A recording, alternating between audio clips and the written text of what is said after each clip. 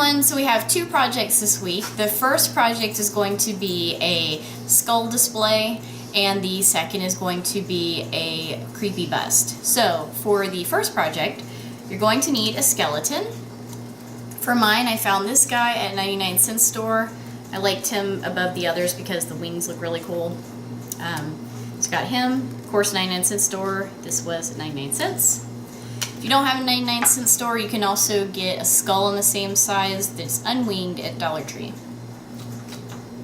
Then to display him, I have this. This is a paper towel holder. So what we're going to do is decorate him, display him on here, and he'll be like a standing skull that you can put on your bookcase, centerpieces, whatever works best. Now the other thing that I have supply-wise for him is the silver spray paint. This is of course optional because you can just leave your skeleton as is. I'm going to keep everything black and silver, so I'm spray painting him silver. This is the Rust-Oleum Universal Metallic Paint and Primer in One. The paint and primer in one is just a one-step paint, so you don't have to do any additional prep work. This was about $6 for the can. So this one was a little bit pricey, but this is something we can use for other projects, so splurge on that just to have the silver. And then also optional are some gemstones. Don't know how he's going to look so far. I thought about maybe like blinging out his eyes, maybe putting some on the stand just to jazz it up. These are, I believe they were like $3 at Michael's. Now, the second project is going to be the bust that has the tears of blood. For your bust, I am using this guy, maybe a little big for the camera, this guy. So he was a Goodwill find. He was $9.99. But if you see on the bottom, he was originally at Home Goods for, I think, $29? Yeah, $29.99. But, of course, for the busts, you can get them multiple places. You can buy them at craft stores. You can get them at, like that has Hobby Lobby, TJ Maxx, Marshalls. You can also get them just in the garden section of most places. So if you have like an at-home store, or even like a pottery, those big huge warehouses of outdoor things, you can find any kind of statue that you would like. Religious statues look really cool with the bloody tears. Any kind of bust, just as long as it has a human face, pretty good to go there. The other thing you'll need, of course, is red candles. This is going to be what makes the bloody tears. And for him, I am using the black paint. I want him to be completely black with just some silver touches. And if you notice, he was repaired. So sometimes that happens with Goodwill finds. So he's got some extra like great stuff. It almost looks like they used to repair him, so I have to scrape that off and prep him. So first thing you're going to do is paint all of your items whatever color you'd like them. So I am going to take a quick break, paint him black, and paint the skeleton silver, and then we will start with the first project. So now that we have our items painted, it is time to assemble. And I did add some blingies into his eyes, if you guys can see. And look at this silver. This little metallic Rust-Oleum thing, I got it at Lowe's, and I actually had to search because this silver was like out of stock and someone had moved one with another paint, luckily. It really, it has a really nice shimmer. I'm going to try to put that in the light so you guys can see. I'm going to add these little eyes. For those, you'll have a lot of different sizes if you buy this bag. You're just going to put a little dab of hot glue in there. And the next thing we're going to do is we're going to take our stand and attach him. Now, of course, you can attach him however you'd like. He can be either, just standing. So this is what he would look like just standing. You could attach him a little bit higher if you want him to look like he's floating. me, I'm going to attach him a little bit higher. Just because for my particular stand I have this little like leaf shape, and that's perfect for me to be able to attach the head. I'm just going to take a little bit of hot glue.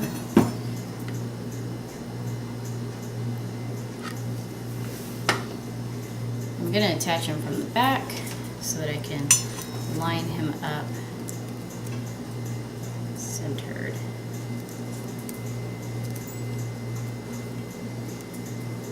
I'm going to just hold him a few minutes. Alright, so that is how he looks so far. Take a look. Awesome. And I'm going to do just another little dab behind the wings to secure him.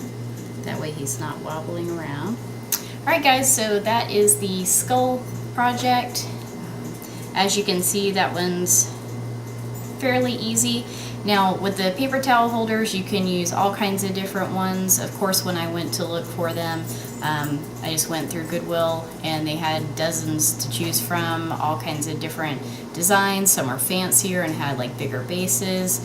This one, I just like the black and silver, so I just went with this because it's a pretty simple design. This again was $2.99. I think I forgot to mention that in the beginning, but it was 50% off day, so it was only $1.50 for the base, 99 cents for the skeleton, and like I say, the spray paint was the most expensive at about $6. So if you do him exactly as I did, paper towel holder, we say probably $5 at the most, 99 cent store or Dollar Tree for the skeleton, $3 if you like little bling eyes, and then the spray paint's the most expensive at $6. But I really am really surprised by the spray paint. I love that it has this sheen and has like that nice shimmer on it. I'm really excited because I know we can reuse that for our pumpkin project, and then also for some other holiday projects as well in the future. Next project we're going to do is going to be our scary bust, so stay tuned for that. As you can see, I have my bust painted out. So did the head, I did the body, but while I was painting him, I actually was going to do him all black, and I'm really liking this contrast of color here with this kind of cream color still being exposed. So I'm going to go ahead and leave him as is. And then on the base, I did a black just on the top. I'm going to leave the rest of that cream as well. Now the next thing that you're going to do once you have your bust painted is we're going to do the bloody tears. So in order to do the bloody tears part, you're going to take your red candles.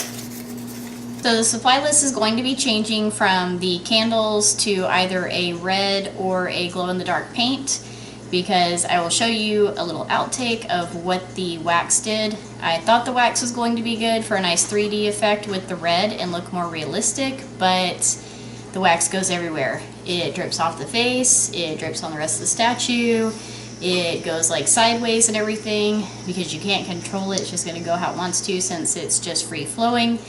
So use paint instead. Now you can use red paint if you want it to look like the bloody tears, or you can use glow-in-the-dark paint if you want it to be just like a creepy statue. In this case, I am going to use the glow-in-the-dark paint because I already have it from the Scary Mirror project. So we're going to switch to Plan B.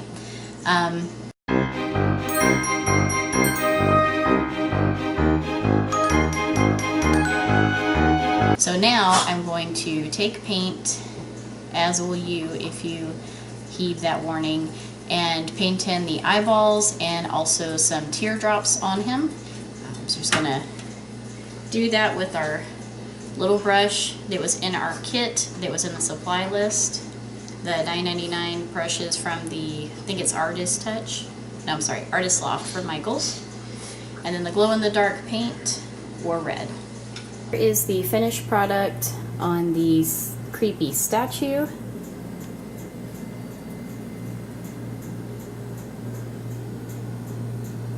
This is one of the ways that you can display the projects from this week. So here is our little skeleton guy with the little silver and blingies. Here is our creepy bust. I'm sorry, the camera is not showing the glow-in-the-dark that well. I'll show it in the light so you can see just how that turned out. The good thing is, when you use the black background, even when the camera doesn't pick up this glow-in-the-dark, during the day you can see it because it's almost like a white. And then of course that's just a candelabra in the back. Sorry, that one's an antique.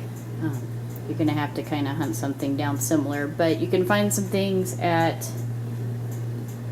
like Hobby Lobby, or even there was something similar at Pier 1 that you could use for that as well.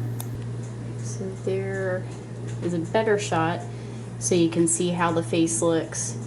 Again, what's nice about that, if you're using black for the base color of the statue, is it's going to show up during the day even when you don't have the lights out for the glow-in-the-dark effect. Alright, that finishes up this week's projects. Stay tuned next week for a new one as always. And again, I will add links below for items that are similar. If you can't find the same things that we did our projects with today, that'll be in the description. Also remember to subscribe for the latest and greatest, as there will be at least one project or event every week. And we will see you next time.